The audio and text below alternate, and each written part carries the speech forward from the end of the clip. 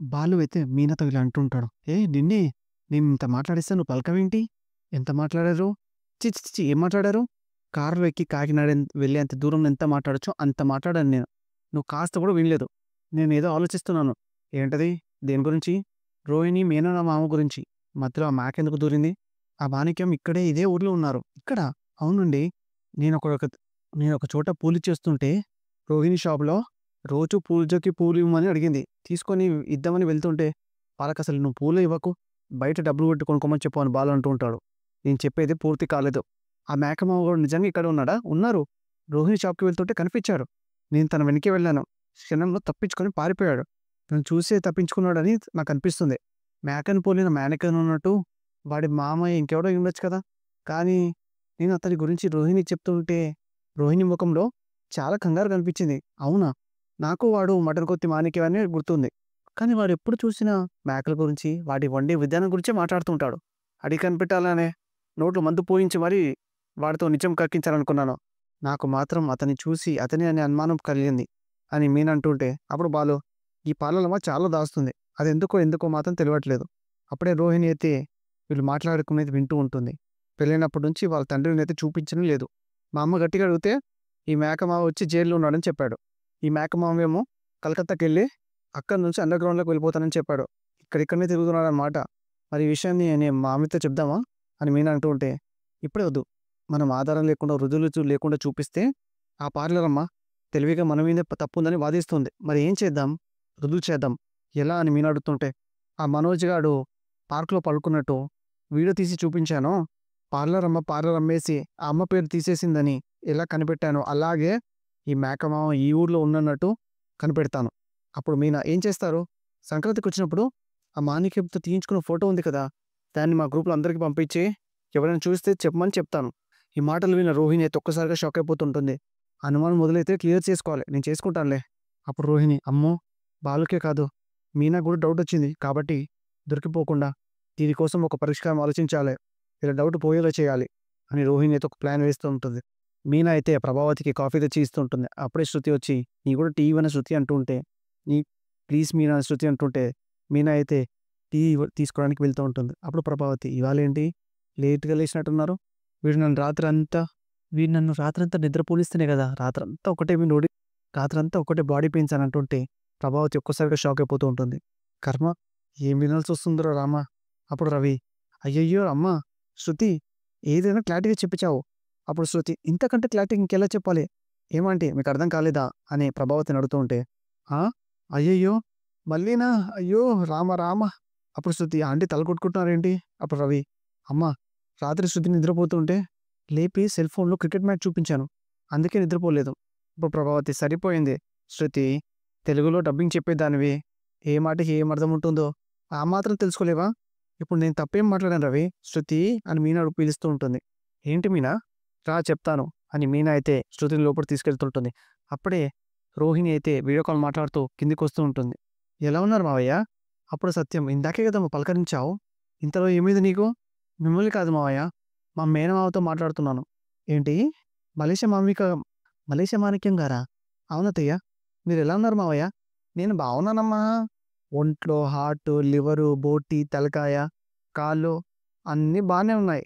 అప్పుడే రవి అయితే, "ఈయన మలేషియాలో ఉన్న ఆ మేక భాష వదలరా" అని అంటుంటే అప్పుడే మీనా, శృతి కూడా వస్తూ ఉంటారు. అవ్ అప్పుడు ప్రభావతి, "ఏదేది నాకు చూయించు." మే అని మాణిక్యం అంటూ ఉంటాడు. మే అని అంటూ ఉంటాడు. మే అంటే మలేషియాలో హాయ్ అని అర్థం అని మాణిక్యం అంటూ ఉంటే అప్పుడు ప్రభావతి, ఓహ్! అప్పుడు రోహిణి, "ఏంటి మావయ్య ఇన్నాళ్ళకి ఈ మెడకోలో గుర్తుకొచ్చిందా? ఏం చేయనమ్మా నీ అండర్ గ్రౌండ్ నుంచి అప్పర్ గ్రౌండ్‌కొచ్చేసరికి ఇంతకాలం పట్టింది. నీకు తెలుసు కదమ్మా! నేను ఈ మధ్య బిజినెస్‌లో చాలా బిజినెస్‌లు నీకు తెలుసు కదమ్మా! ఈ మధ్య నేను బిజినెస్‌లో చాలా బిజీగా ఉన్నాను. కొనడం, కోయడం, big big pieces, small pieces అంటుంటే అందరికి ఒక్కోసారి విచిత్రంగా చూస్తుంటావు. మా మావయ్య ఈ మధ్య ఫ్రూట్స్ నుంచి మా మావయ్య ఫ్రూట్ నుంచి తయారయ్యే కూల్ డ్రింక్స్ మ్యానుఫ్యాక్చరింగ్ బిజినెస్ చేస్తున్నాడు. అంతకుముందు వేరే బిజినెస్ కదా వదిన అని రవి అడుగుతుంటే, అంతలోనే బిజినెస్ మారిపోయిందా? అయినా అప్పటి నుంచి ఇప్పుడే కదా మాట్లాడుతున్నాడు. నీకెలా తెలుసు? అని రవి అడుగుతుంటే రోహిణి ఒక్కసారిగా షాక్ అయిపోతుంటుంది. అప్పుడు మాణిక్యం, "మా పాపకి మెసేజ్ పెట్టాను బాబు" అని అంటూ ఉంటాడు. "ఒకసారి ఇవ్వు వదిన" అని రవి అయితే వీడియో కాల్ మాట్లాడుతూ ఉంటాడు. "నీ మీద కేసుందని ఇండియాకి వచ్చి అండర్ గ్రౌండ్ వెళ్ళారు కదా, ఇప్పుడు అప్పర్ గ్రౌండ్కి ఎలా వచ్చారు అని రవి అడుగుతుంటే, నా వైపు తప్పు లేదని నా వైపు తప్పు లేదని ప్రూవ్ చేసుకున్నాను బాబు. ఎవరో ఇరికిస్తే మధ్యలో నేను బకరానయ్యాను. సరే ఇప్పుడు ఎక్కడున్నారు? నా బ్యాక్గ్రౌండ్లో కనిపించట్లేదా బాబు?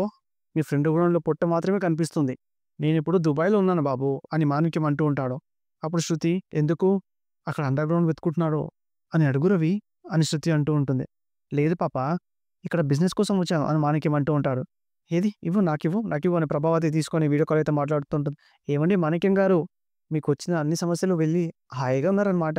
మీ వెనక కనిపించేది దుబాయేనా అంటూ ఉంటే, అవునండి, ఇదంతా చూస్తూ ఉంటే గ్రాఫిక్స్లా కనిపిస్తుందా ఏంటి? ఇది రియల్ దుబాయ్. అప్పుడు రవి, అప్పుడు బాలు మీనాతో ఇలా అంటుంటాడు. ఎవరు ఆ మేకమామ?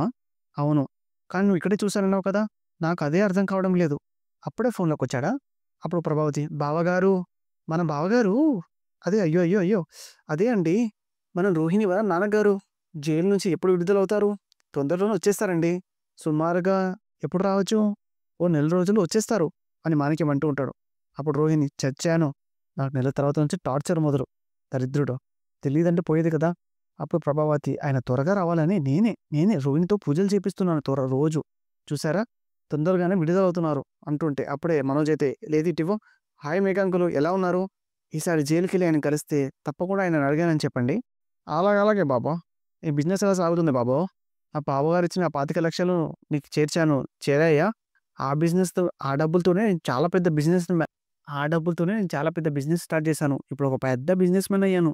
చాలా సంతోషం బాబు. మీ బిజినెస్ 3 ముక్కలు 6 ఎముకల్లా సాగిపోవాలని మనస్ఫూర్తిగా కోరుకుంటున్నాను. అన్నట్టు మీకు ఇంకో 5 లక్షలు పంపించమని మీ జైల్లో ఉన్న మీ మామగారు చెప్పారు. అప్పుడు ప్రభావతి అయితే, అమ్మా 5 లక్షలా? 5 లక్షలు అంటుంటే అప్పుడే సత్యం అయితే, ప్రభా గుండె జాగ్రత్త పేలిపోగల అని సత్యం అంటూ ఉంటాడు. మొన్ననే 25 లక్షలు పంపించాడు కదా, మళ్ళీ 5 లక్షలు ఎందుకు? వాళ్ళు దుబాయ్లో పెద్ద పెద్ద బిజినెస్లు చేస్తారు, ఇది ఒక లెక్క అండి. అయినా వాళ్ళ మామగారు వాళ్ళకి ఇస్తారంటే మధ్యలో మనకేంటండి? అప్పుడు బాలు, అబ్బా అబ్బా నేను ఈ అత్తిని భరించలేకపోతున్నాను, ఇంకా రంగంలోకి దిగక తప్పదు మీనా అని బాలు అయితే ఒక్కసారి ఫోన్ లాక్కొని, రేయ్ ఆ ఫోన్ ఇవ్వరా. ఏమండి ఆ మామ, ఏమండి మేక మామగారు, అదే మేనమామగారు, ఎలా ఉన్నారు? నేను బాగున్నాను బాబు. అవును, మీరు ఎక్కడి నుంచి ఫోన్ చేస్తున్నారు? దుబాయ్ నుంచి బాబు. అయినా అక్కడ వంటలు ఉంటాయని విన్నాను, ఒంటరిగా ఉన్నారేంటి? వంటలు ఎడార్లు ఉంటాయి బాబు, నేను సిటీలో ఉన్నాను. మీరుండే సిటీ పేరేంటి? దుబాయ్ బాబు. దుబాయా? ఇండియాలో దుబాయ్, కలకత్తా, ఢిల్లీ ఉన్నట్టు అక్కడ కూడా సిటీ పేర్లు ఉంటాయి కదా మావా. అప్పుడు రోహిణి, నేను పూర్తిగా మాట్లాడలేదు బాబు, ఇటివో అంటూ ఉంటే, అప్పుడు బాలు, నేను పూర్తిగా అడగలేదు, ఉండు. డబ్బుడమా, దుబాయ్లో సిటీలు ఉంటాయి కదా, ఎందుకుండవు? చాలా పేర్లు ఉంటాయి, విన్నారు కదా. వాటిలో మీరు ఏ సిటీలో ఉంటారు అని బాలు అడుగుతుంటే, అప్పుడే మాణిక్యం అయితే, ఇక్కడ సిటీ పేర్లు ఉర్దూలో ఉంటాయి బాబు. అర్థం కాలేదు, మీరున్న సిటీ పేరే మీకు తెలీదా? సరే మీరున్న ఒక లొకేషన్ పంపించండి, మా డబ్బుడమ్మ చూసి చెప్పేస్తుంది. అప్పుడు మాణిక్యం అయితే, ఏం డబ్బు డబ్బా ఏమో, నాకు ఇక్కడ డబ్బు డబ్బా అయిపోతుంది అని అనుకుంటుంటాడు. అప్పుడు బాలు అయితే, నీ బండారం బయట పెట్టేసి నేను బండకేసి బాధదని చూడు మేకమామ అని అనుకుంటుంటాడు లోపల.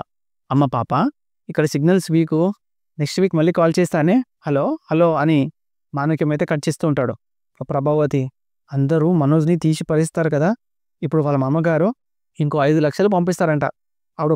అప్పుడు బాలు, ఎందుకో వాడు మింగేయడానిక? లక్షల పేర్లు వింటే చాలు తల్లి కొడుకులో నాగస్వరం విన్న నాగపాములా ఊగిపోతూ ఉంటారు. అప్పుడు ప్రభావతి, నీ కుళ్ళు, మీ అత్తగారింటి నుంచి రూపాయి కూడా రాదు కానీ బాగానే మాట్లాడతావు. గుడి ముందు కూర్చొని రోడ్ల పైన కూర్చొని నేను అడుక్కోను, నా కాళ్ళ మీద నేను నిల్చొని నేను సంపాదిస్తాను.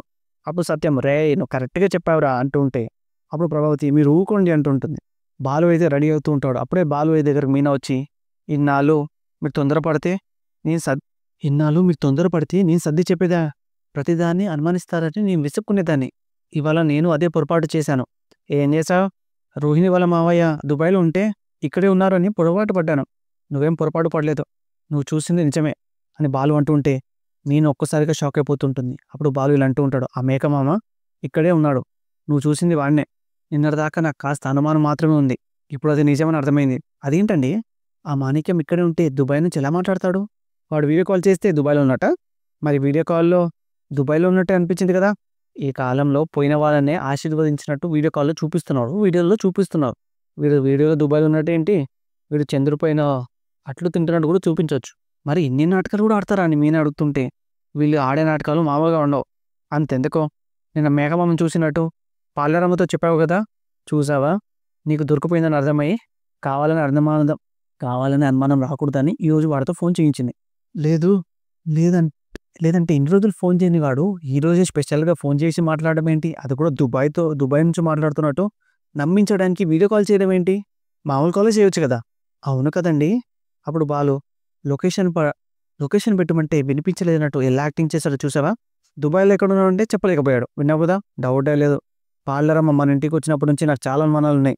ఆ మలేషియా మేకమామ సంగతి ఏంటో నేను త్వరగా చెప్తాను, అందరి ముందు బయట పెడతాను అని బాలు అంటూ ఉంటాడు. అప్పుడు రోహిణి అయితే బయటికి వెళ్తుంటే అప్పుడే మనోజ్ అయితే రోహిణి దగ్గరకు వచ్చి, రోహిణి మీ మేకమామ చీచి చీచి మీ మేనమామ మీ మేనమామ ఎందుకు సడన్గా కాల్ చేశాడు? అదేం ప్రశ్న? ఉన్నట్టుండి నువ్వెంత అలా అడుగుతున్నావు? ఆయన మాట్లాడితే నాకు ఒక్క మాట కూడా అర్థం కాలేదు రోహిణి. అంటే రోహిణి ఏమైంది ఇప్పుడు అంటుంటే, మనం కల్పన ఇచ్చిన డబ్బుతోనే కదా బిజినెస్ స్టార్ట్ చేసాం, ఆయన పంపించాడని చెప్తాడేంటి?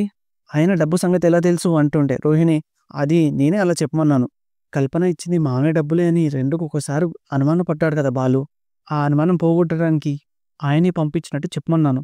ఓ పైగా మళ్ళీ మనకు 5 లక్షలు ఇస్తాను అంటున్నాడేంటి? ఏ మేనమామ మేనకోడలికి ఆ మాత్రం సాయం చేయకూడదా అని రోహిణి అంటుంటే, నిజంగా పంపిస్తే మంచిదే కదా. అవును, మీ నాన్న జైలు నుంచి ఎప్పుడొస్తారు అని మనోజ్ అడుగుతుంటే అప్పుడు రోహిణి, అది ఆయన చేతుల్లో ఏముంది? మీ నాన్నగారే బయటికి వస్తే మనకి ఇంకా హెల్ప్ చేస్తారు. మనం మలేషియాలోనే ఇంకో బ్రాంచ్ ఓపెన్ చేయొచ్చు.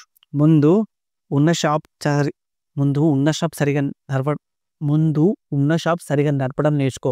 పొద్దున్నే లేచి షాప్కి వెళ్ళి పూజ చేయడం నేర్చుకో. ఎలా నడపాలో నేర్చుకో ఫస్ట్. ఖాళీ దొరికితే అమ్మాల్సిన బెడ్ పైన గురకబెట్టి నిద్రపోవడం మానేసుకో. ఈ బిజినెస్లో నిలదొక్కోలేదు, అప్పుడే మలేషియాలో బ్రాంచ్ ఓపెన్ చేసేదాకా వెళ్ళావు. బాలు ముందు ఈ మాటను అని రోహిణి అయితే వెళ్ళిపోతూ ఉంటుంది. అప్పుడు మనోజ్ కొన్నాళ్ళు పోతే అందరిలోనూ బాలుగాడే కనిపిస్తాడేమో అని మనోజ్ కూడా అనుకుంటూ ఉంటాడు. అప్పుడు రోహిణి వింధ్య మాణిక్యం దగ్గరకు అప్పుడు రోహిణి అయితే మాణిక్యం వాళ్ళ దగ్గరకు వచ్చి ఇలా అంటూ ఉంటుంది. అందరూ నమ్మేశారు. ఇక ముందు మీనా కానీ బాలు కానీ మామయ్యని రాజమండ్రిలో చూసామని చెప్తే ఎవ్వరూ నమ్మరు అంటుంటే అప్పుడే విద్య వచ్చేసి, నీతో చేరి నేను కూడా ఫ్రాడ్ చేయడం మొదలుపెట్టానే. ఈ గ్రీన్ మార్క్ నెట్వర్క్ అంతా నాకు తెలిసిన వాళ్ళతో చేపించాను. అప్పుడు రోహిణి అదంతా ఓకే కానీ ఈ మాణిక్యం మేక భాష మాత్రం వదలడం లేదు. ఎక్కడ దొరికిపోతానేమో అని చాలా భయపడ్డాను. అప్పుడు మాణిక్యం నేనేం దొరికేలా మాట్లాడలేదే అంటే, ఆ మేక భాష వదిలే. మా నాన్న జైలు నుంచి నెలలోనే వస్తానని నువ్వు ఎలా చెప్పావు? లేకపోతే నువ్వు సంవత్సరం లోపని చెప్తే మీ నాన్న ఏమంటారో చేసుకుంటారనుకుంటారేమో అని నేను అలా చెప్పాను. అప్పుడు విద్య బాగానే మేనేజ్ చేసావు కానీ ఇంకా పద. అప్పుడు మాణిక్యం నేను రాను, నేను దుబాయ్లోనే ఉంటాను. పాస్పోర్టు వీసా లేకుండా మీరు నన్ను దుబాయ్ని పంపించేశారు కదా. నేను మీకు ఒక మేక సత్యం చెప్తాను వినండి. ఎంత మేత పెట్టి మేకను మేపినా ఏదో ఒక రోజు అది బిర్యానీ కావాల్సిందే. అలాంటిది అబద్ధం కూడా. ఇలాగే ఒకదానికి ఒకటి అబద్ధం ఆడుకుంటూ వెళ్తే ఏదో ఒక రోజు ఇరుక్కుపోతారు అని మాణిక్యం అంటూ ఉంటాడు. వస్తాను అని మాణిక్యం అయితే వెళ్ళిపోతూ ఉంటాడు. అప్పుడు వింధ్య మాణిక్యం నిజమే చెప్పాడు, ఏదో ఒక రోజు నిజం బయటపడితే ఏం చేస్తావు? అప్పుడు రోహిణి అప్పుడు వరకు మనోజ్ని పూర్తిగా నా కంట్రోల్లోకి తెచ్చుకుంటాను అంటుంటే విద్య ఇప్పుడు నీ కంట్రోల్లోనే ఉన్నాడు కదా, అది వేరు. నిజం బయటపడ్డ రోజు విడిపోకుండా ఉండాలంటే నాకు మనసుతో పిల్లలు పుట్టాలి. అప్పుడు పిల్లల కోసమైనా ఆలోచించి సర్దుకుపోతాడు.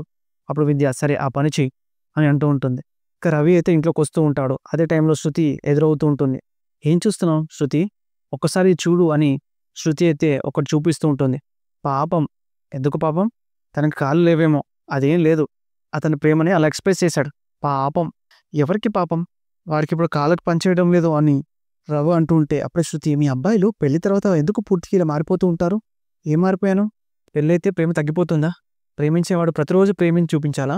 చూపించకపోతే ప్రేమ ఉందో తగ్గిపోయిందో ఎలా తెలుస్తుంది అని శృతి అంటుంటే, ఇప్పుడు ఎలా నా ప్రేమ తగ్గలేదని ప్రూవ్ చేసుకోవాలి నీతో శృతి అని రవి అడుగుతూ ఉంటే, అయితే నన్ను ఎత్తుకొని తిప్పాలి, ఇంట్లోనే ఒక 3 రౌండ్లు తిప్పు అని శృతి అంటూ ఉంటే అప్పుడు రవి హలో హలో హలో వస్తున్నా అని వెళ్ళిపోతుంటే, ఓయ్ అది సెల్ ఫోన్ కాదు నీ పర్సు అని అంటూ ఉంటే, తప్పించుకోవాలని చూస్తున్నావంటే ప్రేమ లేనట్టే, ప్రేమ తగ్గలేదు, నాకు బియ్యం బస్తా మోసే అలవాటు లేదే అని రవి అంటుంటే అప్పుడు శృతి, ఏంటి నేను బియ్యం బస్తానా? అంత బరువుగా ఉంటానా? పోనీ సగం బస్తా. సరే అయితే వెళ్ళు, నేను కూడా పోతాను అని శృతి అయితే వెళ్ళిపోతూ ఉంటుంది. అప్పుడు రవి, ఎక్కడికి వెళ్తున్నావు? ఈ సగం బస్తా దానంతర అదే నడుచుకుంటూ తన పుట్టింటికి వెళ్ళిపోతుంది అంటుంటే రవి, బస్తా ఆగు, చిచి శృతి ఆగు, నీకు దమ్ము లేదని ఒప్పుకో. ఆ అని రవి అయితే శృతిని ఎత్తుకుంటూ ఉంటాడు. ఇదో ప్యాలెస్, ఇందులో నిలువుగా నిలవడమే కష్టం, నేను అటు ఇటు తిప్పడం ఇంకా కష్టం. అప్పుడే రవి వచ్చి, రే రే ఏమైందిరా డబ్బుడమ్మకి, కాలు విరిగి పడిపోయిందా కళ్ళు తిరిగి పడిపోయిందా అంటుంటే అప్పుడే శృతి చిచ్చి చిచ్చి ఏం కాలేదు, ప్రేమ ఉందని నిరూపించుకోవాలంటే ఎత్తుకొని 3 రౌండ్లు తిప్పమని చెప్పింది. ఒక్క రౌండ్కే నా కళ్ళు రౌండ్గా తిరుగుతున్నాయి. అప్పుడు పక్కనే ఉన్న మీనా, చూసారా రవికి శృతి పైన ప్రేమ తగ్గలేదని నిరూపించుకుంటున్నాను అంటుంటే అప్పుడే బాలు, నేను కూడా నేను ఎత్తుకొని మెట్లన్నీ ఎత్తుకొని గుడి దగ్గర తీసుకువెళ్ళాను. మొక్కు కోసం కాదు బాలు అని శృతి అంటుంటే, ప్రేమ ఉందని ప్రూవ్ చేసుకో, ఆ లెక్కన 3 రౌండ్లు కాదు 30 రౌండ్లు తిప్పుతాను అని మీనానైతే రవి పాలు ఎత్తుకుంటూ ఉంటాడు. అప్పుడే రోహిణి, మనోజ్ వాళ్ళు కూడా కిందికి దిగుతూ ఉంటారు. ఏంటి పరుగు పందెమా అంటుంటే అప్పుడు రోహిణి, ఎప్పుడైనా నువ్వు ఇలా ప్రేమ చూపించావా అని మనోజ్ అయితే అంటూ ఉంటుంది. అప్పుడు బాలు అయితే, ఎప్పుడు నువ్వే వాడిని ఎత్తుకొని తిరుగుతున్నావు పార్లరమ్మా. అప్పుడు మనోజ్ అయితే రోహిణితో ఇలా అంటుంటాడు, ఏంటి ఇప్పుడు నేను ఎత్తుకొని తిప్పాలి అంతే కదా అని మనోజ్ అయితే రోహిణిని ఎత్తుకుంటూ ఉంటాడు. ఇంకా అదే టైంకి సత్యం, ప్రభావతి కూడా ఇంట్లోకి వస్తూ ఉంటాడు. అప్పుడు సత్యం అయితే ప్రభావతి ఇలా అంటూ ఉంటాడు, ఈ మధ్యాహ్నం నన్ను గుడ్లు గోపురాలు బాగా తిప్పుతున్నావు ఏంటి, మీరేమన్నా నన్ను ఎత్తుకొని తిప్పుతున్నారా, నిన్ను ఎత్తుకున్న తర్వాత తిప్పడం కూడానా, కుప్పకూలిపోను, పదండి అని ప్రభావతి సత్యం అయితే ఇంట్లోకి వెళ్తూ ఉంటారు.